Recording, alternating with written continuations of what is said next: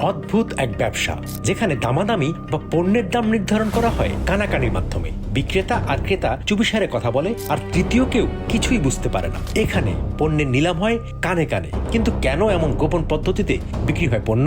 আসুন জানা যাক এই অদ্ভুত ব্যবসার নেপথ্যের গল্প। কানে কানে মূলালে সেটা সেফ জোনে থেকে যাচ্ছে, মানে আমি 5 টাকা মূলাইছি, আরেকজনে ওর মতো করেও মূলাবে।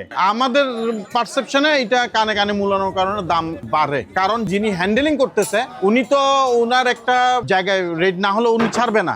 কানে কানে মূলক আর ওপেন মূলক একুরেট দর না হলে সেটা তো সেল করবে না। বেসিক পার্থক্য হচ্ছে যে কানে কানে বললে জিনিসটা সিক্রেট থাকতেছে, আর ওপেন হলে তো সবাই শুনলো।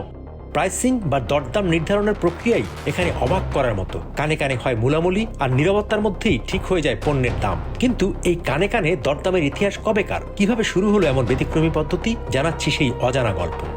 এটা ইতিহাস বলতে এভাবেই চলে আসছে অনেক আগে থেকে। এই বন্দরের তো বয়স সম্ভবত মোর দেন 100 ইয়ার্স। এটা যারা একেবারে আনকোরা অথবা যারা আগন্তুক হঠাৎ আসছে, ওদের কাছে একটু অন্য ধরনের মনে হয়। আমাদের কাছে খুবই স্বাভাবিক মনে হয়, কারণ আমরা প্রতিদিনকার একই কাজ করি।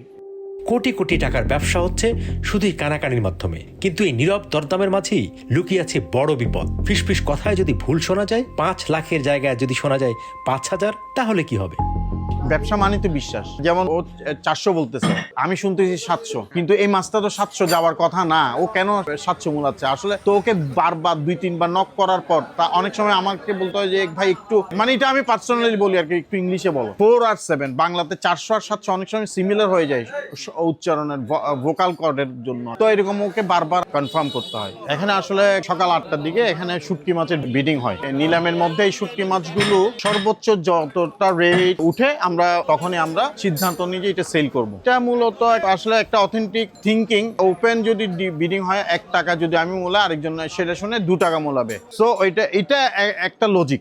ওর রেটটা যাতে আরেকজনে শেয়ার করতে না পারে, ওই কারণে ও মূলত কানে কানে বার্গেনিং করে। যখন একটা ডিক্লারেশনে চলে যায় তখন আর পুনরায় সেল করার সুযোগ থাকে না। এটা একটা যিনি মাছ কিনে, যিনি ওইটা হ্যাবিচুয়েট হয়ে যায় আর কি, আইডিয়া হয়ে যায়, কারণ ওনার প্রতিদিনকার কাজ। যারা অভিজ্ঞ সেলসম্যান ওদের ভুল হওয়ার সম্ভাবনা খুবই কম। যেমন গতকালকে এরকম একটা হয়েছে, একজনের মূল্য এসে কানে কানে 760, আরেকজন মূল্য হচ্ছে 750। 760 টাকা এটা অনেক সময় ছোট করে বলাতে 760কে আমি 660 বুঝছি। অনেক সময় আবার 700 আর 400 অনেক সময় সিমিলার হয়ে যায়। তো উনি আমাকে অবজেকশন দিচ্ছে, আমি তো 760 মূলাইছি। তখন আমি বললাম যে আমি ভেবেছি আপনি 660 মূলাইছেন। যেহেতু কানে কানে মূলানো হয়, এটা ছোট একটু অস্পষ্ট থাকে। এটা মিউচুয়াল একটা আন্ডারস্ট্যান্ডিং করতে হয়, কম্প্রোমাইজ করতে হয়।